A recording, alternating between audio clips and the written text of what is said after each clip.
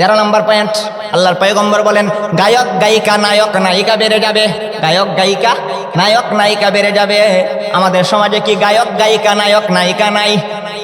অভাব নাই। আউল ফাউল বাউল কত শিল্পী এই গান দিয়া আল্লাহকে অপমান করে, রাসূলকে অপমান করে, কোরআনের আয়াতকে অপমান করে, আমরার মতো হুজুরদেরকেও গান বানায় অপমান করে। আছে না নাই? এই গান গায়ক গায়িকা নায়ক নায়িকা সমাজে বেড়ে যাবে, এটা কিয়ামতের একটা লক্ষণ।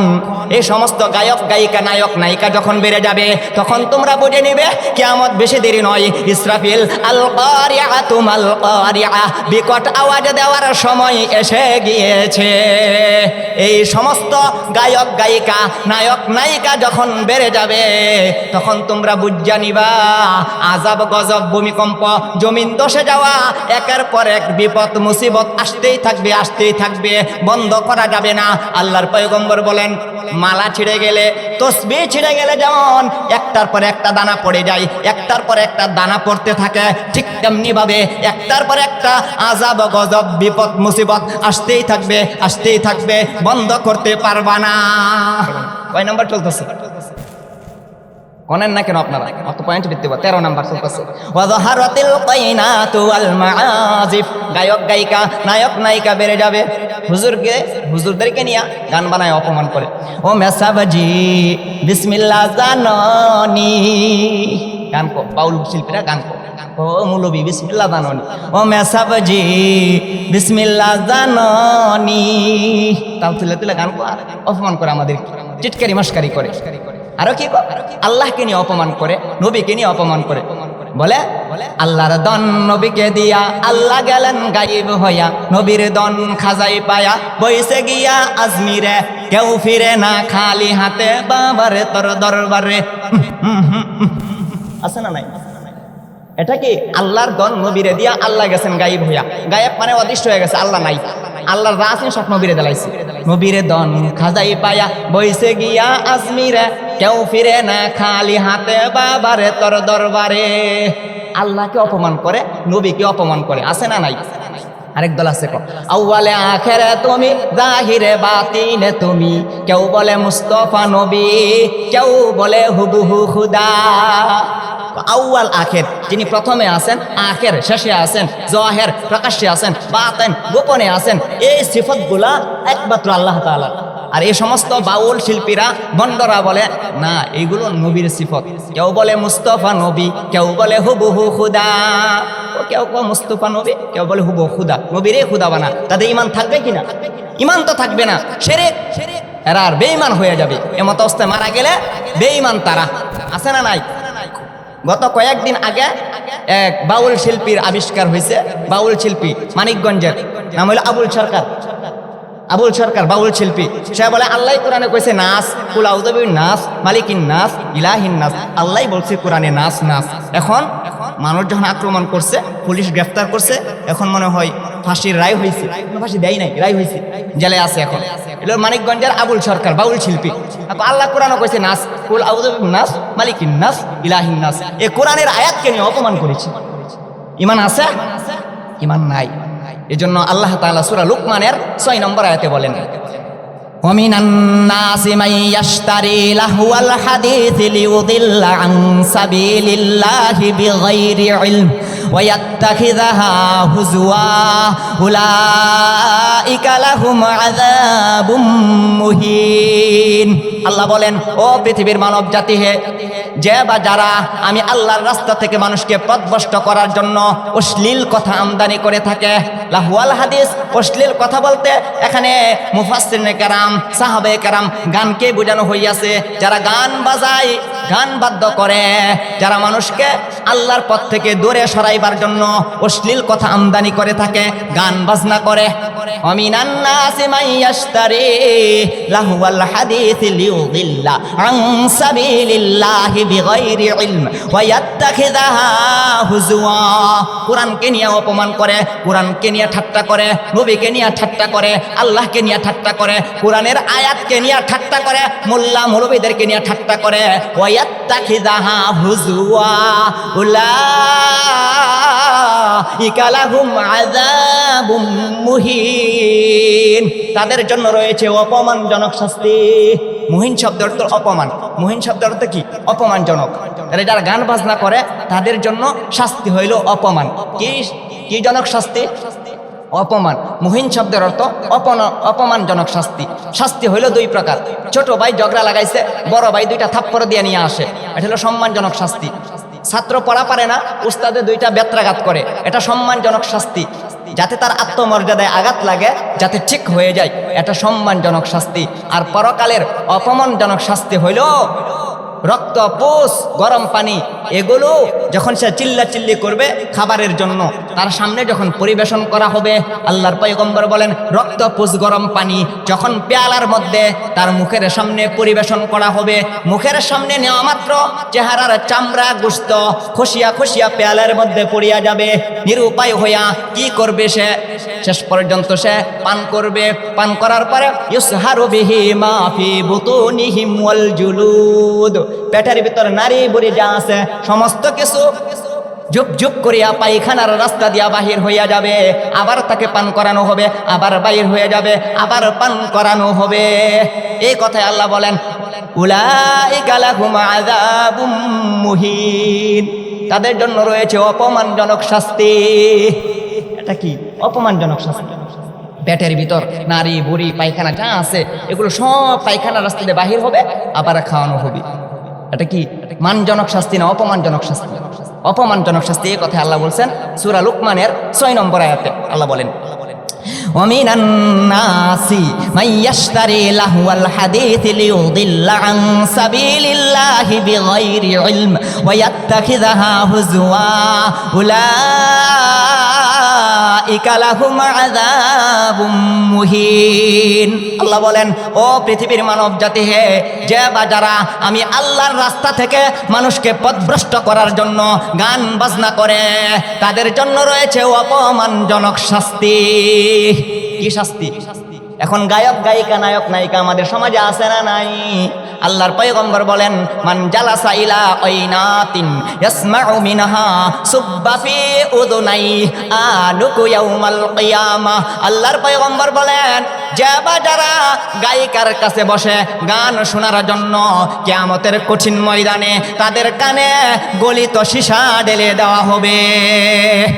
আমার কথা না, রাসূলের কথা। মান জালাসা ইলা তাইনাতিন, যে ব্যক্তি গায়িকার কাছে বসে গান শোনার জন্য, শিল্পী আসবে আগে থেকে টিকিট কেটে নেই, সামনে বৈশা বৈশা শিল্পীর গান শুনবে, নাইস দেখবে।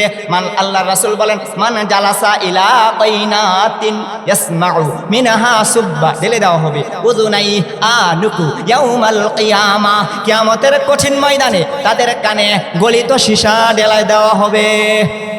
ও যুবক ভাইরা, যুবতী বোনেরা, যারা কানে ইয়ারফোন লাগায়া হেডফোন লাগায়া গান শোনো, তোমাদের কি অবস্থা হবে? এখনো গানের আওয়াজ আসতেছে? কোন জায়গায় আসতেছে কিনা? কোন জায়গায় বক্স বাজাইতেছে? লোহাজুরি। কি বলেন? এই সমস্ত আযাব আর গজবের কারণে, এই সমস্ত অপরাধের কারণে আযাব, গজব, ভূমিকম্প আসে, আওয়াজ আসে কানের। কি বুঝলেন? আহা, এই কথাই রাসূল ১৫০০ বছর আগে বলেছেন ওয়াযহারাতিল কাইনাতু ওয়াল মাআসিফ, গায়ক গায়িকা, নায়ক নায়িকা সমাজে বেড়ে যাবে। তখন তোমরা বুঝে নিবে কিয়ামত বেশি দেরি নয়, ইসরাফিল সিংহায় ফুৎকার দেওয়ার সময় এসে গিয়েছে। আল্লাহর পয়গম্বর বলেন এই সমস্ত লক্ষণ যখন সমাজে প্রকাশ পেয়ে যাবে, তখন ওই আযাব, গজব, ভূমিকম্প, মহামারী, জমিন ধসে যাওয়া, চেহারা বিকৃত হয়ে যাওয়া, গরম বাতাস, এগুলো আসতেই থাকবে, আসতেই থাকবে, তোমরা বন্ধ করতে পারবা না। কয়টা গেল? 13টা। 14 নম্বর ওয়াশুরিবাতিল খুমুর। আল্লাহর পয়গম্বর বলেন মাদক, নেশা দ্রব্য সমাজে বেড়ে যাবে। মাদক, নেশা দ্রব্য সমাজে বেড়ে যাবে। একটা আছে মাদক দ্রব্য নিয়ন্ত্রণ কমিশনার, আছে যাতে ছেলেরা মাদক দ্রব্য পান না করে, সেবন না করে। কিছুদিন বন্ধ রাখে, আবার এরাই সাপ্লাই দেয়, আছে না নাই? কত রকমের মদ। ওয়াল মুসকিরু মিন কুল্লি শারাব, নেশা জাতীয় প্রত্যেকটা বস্তুই হারাম। পানীয় বস্তু, নেশা জাতীয় প্রত্যেকটা বস্তুই হারাম। কত জাতের মদ আছে, আফিম, মরফিম, হিরোইন, কোকেন, ক্যাকটাস, বাং, গাজা, হাশিশ, খমর, তিলা, নকিও, জবিব, বাবা, ইয়াবা, ফিনসিডিল, আডা। জীবনে দেখছিও না মদ কেমন, কিন্তু এগুলো আমি যখন মোতালা করি, পড়াশোনা করি, তখন এইগুলো পাইছিলাম আর কি। কত রকমের মদ আছে। নেশা জাতীয় বস্তু সেবন করবে, এটা কিয়ামতের লক্ষণ। আযাব গজব আসার অন্যতম একটা কারণ, সমাজে নেশা দ্রব্য বেড়ে যাবে, মাদক দ্রব্য সেবন বেড়ে যাবে। অশরিবাতিল খুমুর 14 গেল। 15 নম্বর রাসূল বলেন লুইনা আখিরু হাদিহিল উম্মতি আউওয়ালাহা। এই যুগের মানুষেরা আগের যুগের মানুষকে অভিশাপ দিবে, এই যুগের মানুষেরা আগের যুগের মানুষকে লানত দিবে। বলবে ইমাম শাফি রহমতুল্লাহ ভালো না, ইমাম আবু হানিফা রহমতুল্লাহ ভালো না, আল্লামা আহমদ শফি রহমতুল্লাহ উনি ভালো না, জুনাইদ বাবু নগরী রহমতুল্লাহ ভালো না, আজহার আলী আনোয়ার শাহ রহমতুল্লাহ ওনার বেশি ভালো না। এই যুগের মানুষেরা ওনাদের দোষ ধরবে, ওনাদের গীবত করবে। আগের যুগের আলেম উলামাদেরকে, আগের যুগের মানুষদেরকে লানত দিবে। লুইনা আখিরু হাদিহিল উম্মতি আউওয়ালাহা। এই যুগের মানুষেরা আগের যুগের মানুষকে অভিশাপ দিবে, লানত দিবে। আল্লাহর পয়গম্বর বলেন ও আমার মায়েরা, সাহাবায়ে কেরাম, ও আমার মায়ের উম্মতের দলেরা, এই 15টা লক্ষণ যখন সমাজের মধ্যে প্রকাশ পেয়ে যাবে, দেশের মধ্যে প্রকাশ পেয়ে যাবে, এলাকার মধ্যে প্রকাশ পেয়ে যাবে, তখন তোমরা বুঝে নিবে কিয়ামত বেশি দেরি নয়। ইসরাফিল আল কারিআতু মাল কারিআ, বিকট আওয়াজ দেওয়ার সময় এসে গিয়েছে। তখন ওই বিপদ মুসিবত, আযাব গজব, ভূমিকম্প, জমিন ধসে যাওয়া, একের পর এক বিপদ মুসিবত আসতেই থাকবে, আসতেই থাকবে, বন্ধ হবে না। আল্লাহর পয়গম্বর শেষে বলেন, হাদিসের 15টা লক্ষণ বলার পরে রাসূল শেষে দিয়া বলেন ফারতাকিবু ইনদা যালিকা রিহান হামরা। তখন তোমরা গরম বাতাসের অপেক্ষা করো, আগুনের বাতাস দিব আল্লাহ।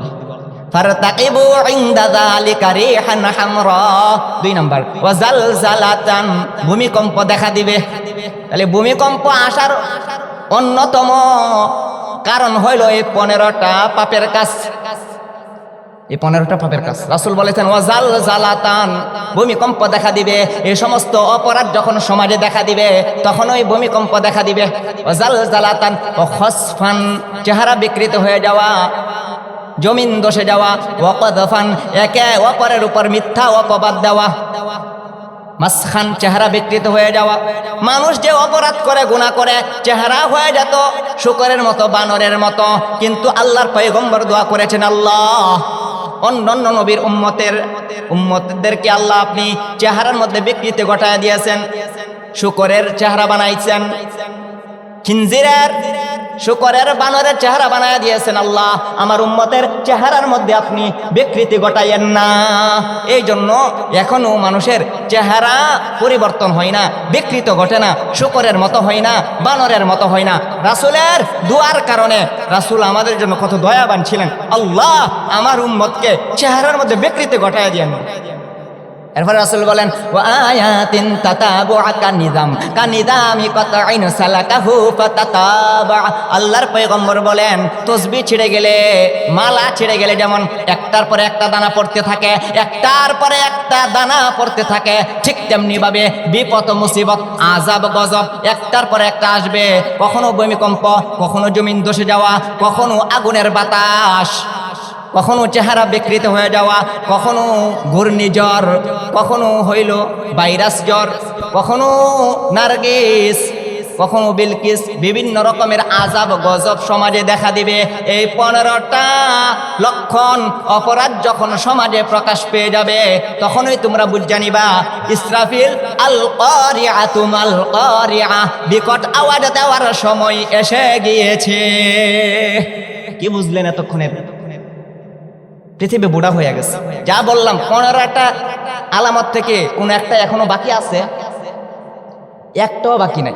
সব চোখে, আমাদের চোখের সামনে, আমাদের চোখের সামনে।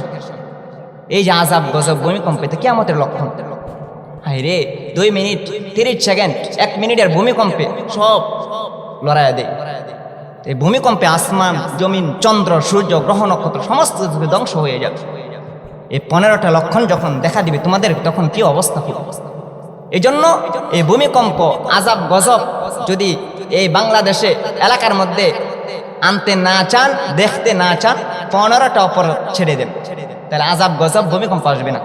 আল্লাহ তাআলা আমাদেরকে এই 15টি অপরাধ থেকে বেঁচে থাকার তৌফিক দান করেন। সকলে বলুন আমিন। ইসরাফিল যখন সিংহায় ফুৎকার দিবে, তাহলে বললাম কিছু কিছু ছোট ছোট আলামত, এই 15টা লক্ষণ বললাম। এরপরে হলো আরেকটা হলো ব্যক্তিগত কিয়ামত। ইমাম বুখারী রাহমাতুল্লাহি আলাইহি ওনার কিতাব বুখারী শরীফে একটা বাব অধ্যায় কায়েম করেছেন। তিনি বলেন, মান মাতা ফাকাদ কামাত কিয়ামাতুহু, যে যখন মরে তখনই তার কিয়ামত শুরু হয়। আপনি মরছেন, আপনার কিয়ামত শুরু, আপনার কিচ্ছা খালাস। যে যখন মরে তখনই তার কিয়ামত শুরু হয়ে যায়। তাহলে আল্লাহ তাআলা আর বড় বড় কিছু কয়েকটা লক্ষণ হইল, ইমাম মাহদী আলাইহিস সালাম আসবেন, ঈসা আলাইহিস সালাম আসবেন, সূর্য পশ্চিম দিক থেকে উদিত হবে, ইয়াজুজ মাজুজের আবির্ভাব ঘটবে। এগুলো হলো বড় বড় লক্ষণ। ইসরাফিল যখন সিংহায় ফুৎকার দিবে, আসমান জমিন চন্দ্র সূর্য গ্রহ নক্ষত্র সমস্ত কিছু ফান ফান হয়ে যাবে, ধ্বংস হয়ে যাবে, কোনো কিছুই থাকবে না। আল্লাহ বলেন, কুল্লু মান আলাইহা ফান, সব ফান মানে ধ্বংস হয়ে যাবে। ওয়ায়াবাকা ওয়াজহু রাব্বিকা যুল জালালি ওয়াল ইকরাম, আল্লাহ ছাড়া কেউ থাকবে না, সমস্ত কিছু ধ্বংস হয়ে যাবে। তখন আল্লাহ তাআলা হাসরের মাঠ কায়েম করবেন, মিনাল ফিদ্দাহ, রূপার তৈরি। কিসের তৈরি? আল্লাহ তাআলা হাসরের মাঠটা যে কায়েম করবেন মাটির তৈরি না, মিনাল ফিদ্দাহ, রূপার তৈরি। আল্লাহ তাআলা হাসরের মাঠ কায়েম করবেন। এই হাসরের মাঠ কেমন হবে? উঁচু নিচু, টিলা টক্কর, খাল বিল নদী নালা কিছুই থাকবে না। এখন তো বাংলাদেশে টিলা টক্কর আছে, খাল বিল আছে, নদী নালা আছে, উঁচা নিচা আছে, আছে না নাই? অথচ হাসরের মাঠটা কেমন হবে? এক আয়াতে আল্লাহ বলেন, লা তারা ফিহা ইওয়াজাও ওয়ালা আমতা। ইয়া রাসূলুল্লাহ, ইয়া হাবিবাল্লাহ, হাসরের মাঠ হবে রূপার তৈরি। ওইখানে কোনো টিলা টক্কর থাকবে না, উঁচু নিচু থাকবে না, খাল বিল নদী নালা কিছুই থাকবে না, নখের পিঠের নেই সমতল ভূমি হবে। হাসরের মাঠ আল্লাহ কায়েম করবেন রূপার তৈরি। কিসের তৈরি? হাসরের মাঠ হবে রূপার তৈরি। এরপর আল্লাহ তাআলা বলেন, এই হাসরের মাঠে আল্লাহ তাআলা সমস্ত মানুষকে উঠাবে, সমস্ত প্রাণীকুলকে আল্লাহ তাআলা হাসরের ময়দানে উপস্থিত করবেন। সমস্ত প্রাণীকুলকে আল্লাহ তাআলা হাসরের ময়দানে কি করবেন? উপস্থিত করবেন। এই জন্য হাসরের মাঠের আরেকটা নাম হইল ইয়াউমুল হাসরতি, আফসোসের দিন। আল্লাহ তাআলা ওই দিন সমস্ত মানুষকে উঠাবেন। কিভাবে উঠাবেন?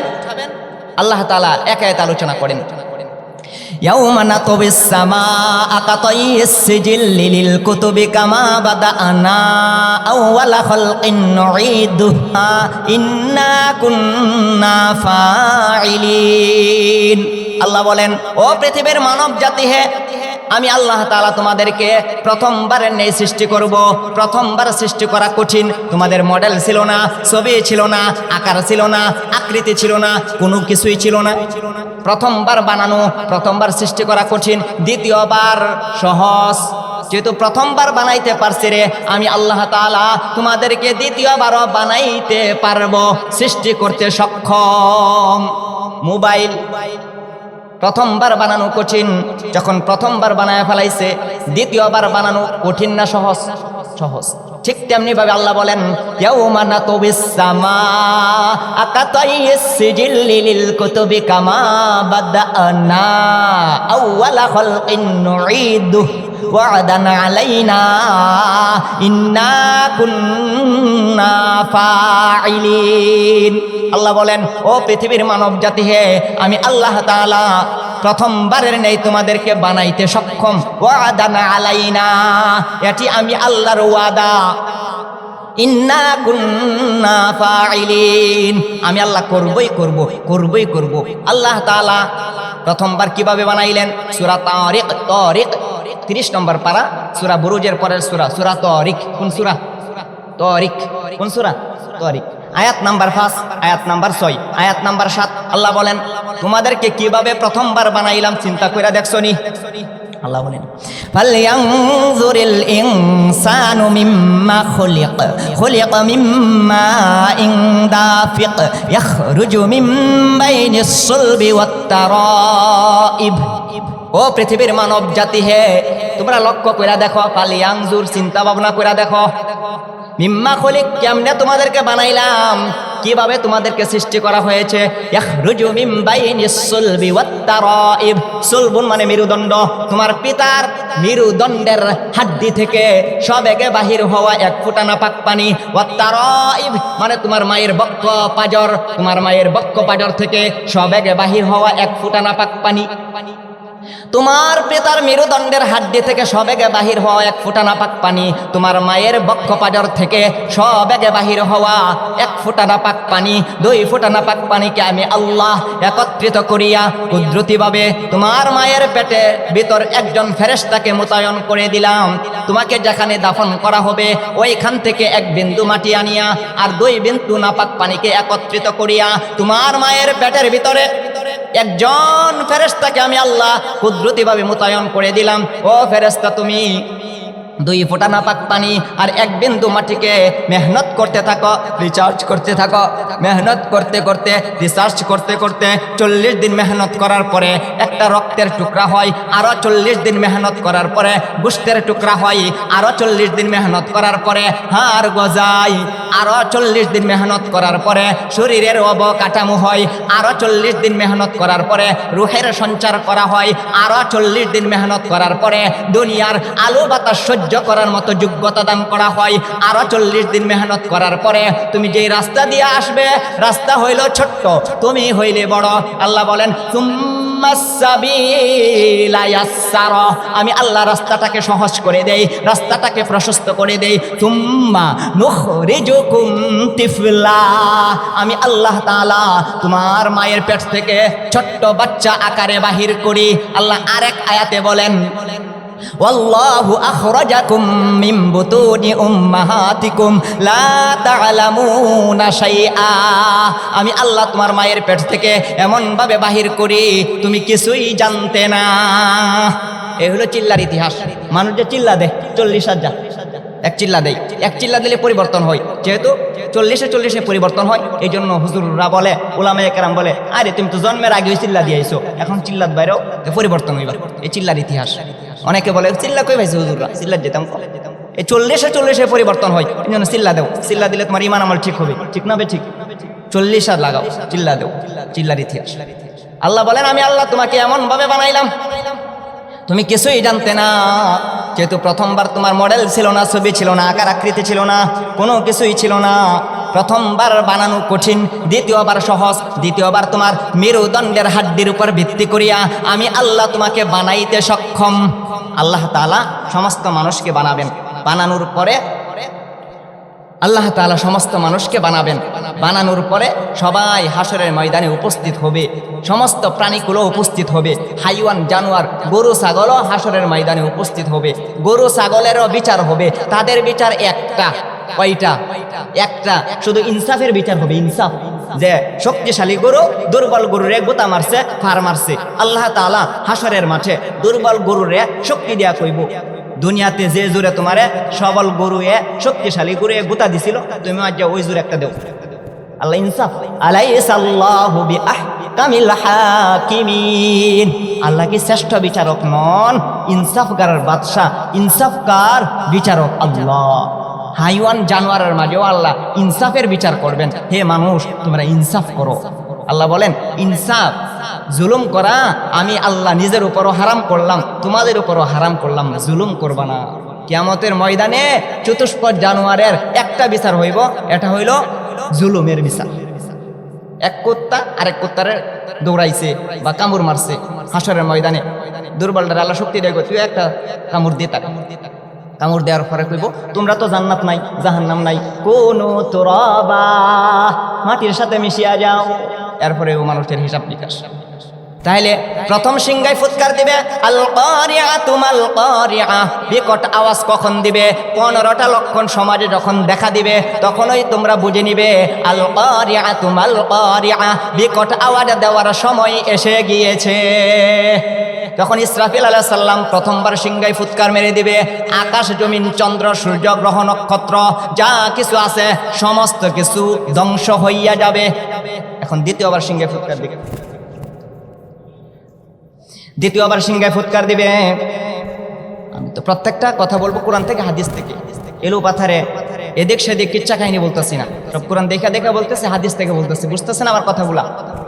আমি এখন আরেকটা বলতেছি, এই প্রথম সিংহায় ফুৎকার দিলে সব ধ্বংস হয়ে যাইব, আর দেওয়ার আগে এই সমস্ত অপরাধ গুনার কাজ সমাজে প্রকাশ পাইব। দ্বিতীয়বার সিংহায় কখন ফুৎকার দিবে আল্লাহ তাআলা বলেন। দ্বিতীয় ফুৎকারটা বলে আমি শেষ করবো, হুজুর চলে আসবেন। শুনেন 30 নম্বর পারা সূরা নাবা, সূরা নাবা 30 নম্বর পারা আয়াত নম্বর 18 আল্লাহ বলেন ইয়াউমা ইউনফাখু ফিস সূরি ফাতাতুনা আফওয়াজা। ও পৃথিবীর মানব জাতি হে, যেদিন ইসরাফিল দ্বিতীয়বারের মতো সিংহায় ফুৎকার মারিয়া দিবে, আফওয়াজা মানুষ দলে দলে হাসরের ময়দানে উপস্থিত হবে। মানুষ কেমনে যাইব?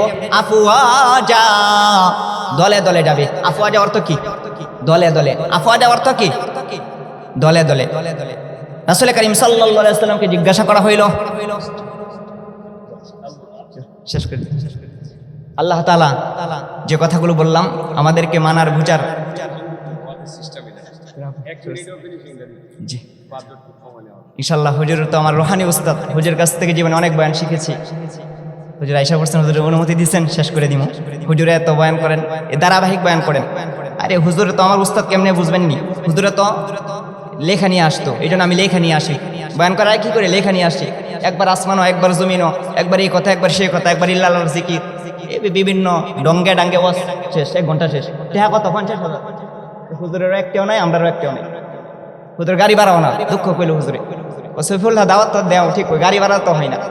ওদের ড্রাইভারটা দিকে গাড়ি ভাড়া দিয়া দিও আমার, আর কিচ্ছু চাই না তোমার, বুঝছেননি? আর একবার আইব কিচ্ছা খাইনি কতবার কইব, না চাইব ডঙ্গাইব, ওদের 50,000 দেও, নালি ওয়াজ করতা না বন্ধ।